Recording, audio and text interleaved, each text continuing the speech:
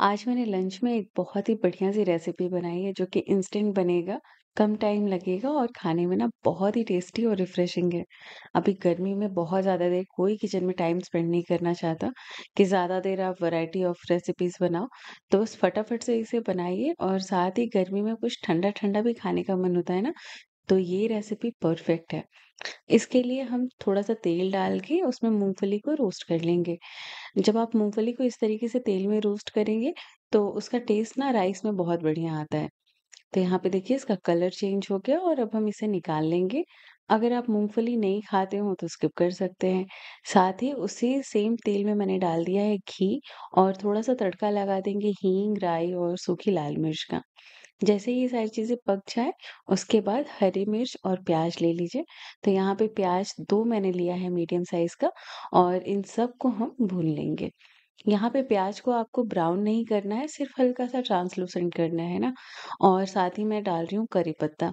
Direct तेल में डालो ना तो पूरी गैस पे छींटे आ जाते हैं, तो मैंने थोड़ा बाद में डाला। और उसके बाद यहाँ पे थोड़ा-सा जिंजर गार्लिक पेस्ट डालेंगे और इन सबको अच्छे से पका लेंगे। तो देखिए यहाँ पे मैंने प्याज़ को ब्राउन नहीं किया है, सिर्फ़ ट्रांसलूसेंट हुआ है। उसके बाद यहाँ पे मैंने 3 टमाटर लिया है और साथ ही हम नमक डाल देंगे और थोड़े से मसाले डालेंगे। तो हल्दी पाउडर आप थोड़ा कम डालिएगा, लाल मिर्च पाउडर डाल देंगे और थोड़ा-सा ही गरम मसाला डालेंगे। अगर आपके पास वो सांभर मसाला है तो थोड़ा-सा वो डाल सकते हैं। इससे ये थोड़ा टेस्ट में डिफरेंट हो जाएगा और अब इन सबको अच्छे से मिक्स करके कम से कम 3 से 4 मिनट तक आप लो टू मीडियम फ्लेम पर पका लीजिए। टमाटर यहाँ पे अच्छी तरीके से सॉफ्ट हो जाना चाहिए। देखिए देखने में कितना टेम्प्टिंग लग रहा है, मतलब बहुत ही बढ़िया सी दिख रही है ये अभी। और टमाटर काफ़ी अच्छे से सॉफ्ट हो गया है, बस इस तरीके से आप ऐसे मैश कर दीजिए इसे। बस अच्छे से मिक्स किया और अब हम यहाँ पे चावल डाल देंगे। तो इस रेसिपी के लिए अभी मैंने तो चावल बनाया है। आप इस रेसिपी को तुरंत बचे हुए चावल से भी बना सकते हैं। अगर आपके पास चावल बचा हुआ है ना, तो आप उससे भी बना सकते हैं। बहुत बढ़िया सी रेसिपी है, रिफ्रेशिंग है, साथ ही साथ टमाटर, प्याज़ ये सब डाला है तो काफ़ी टेस्टी बनेगी और बहुत कम टाइम लगता है। अगर आप बचे हुए चावल से बना रहे हैं तो बहुत ही ज़्यादा कम टाइम लगेगा।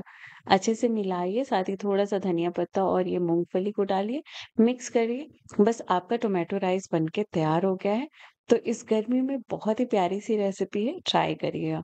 अब हम इंस्टेंट वाला रायता बनाएँगे, तो ज़्यादातर मैं ऐसे ही रायता बना के तैयार करती हूँ। तो दही को अच्छे से विस्क कर लिया है, फेंट लिया, उसके बाद थोड़ा-सा मैंने प्याज़, टमाटर और खीरा डाला है, हरी मिर्च और धनिया पत्ता डाल दिया।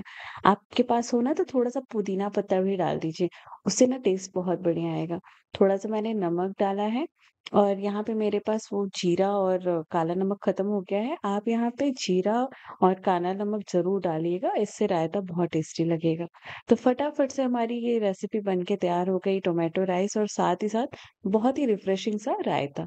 तो ये कॉम्बो आप ज़रूर ट्राई करिएगा इस गर्मी में, चाहे आप लंच बॉक्स में पैक कर सकते हैं, लंच में बना सकते हैं, इनफैक्ट डिनर में भी बना सकते हैं। और अगर आप बैचलर हैं तो इसे ज़रूर ट्राई करिएगा। आपके लिए ये रेसिपी परफेक्ट है, कम टाइम, कम मेहनत में बनेगी।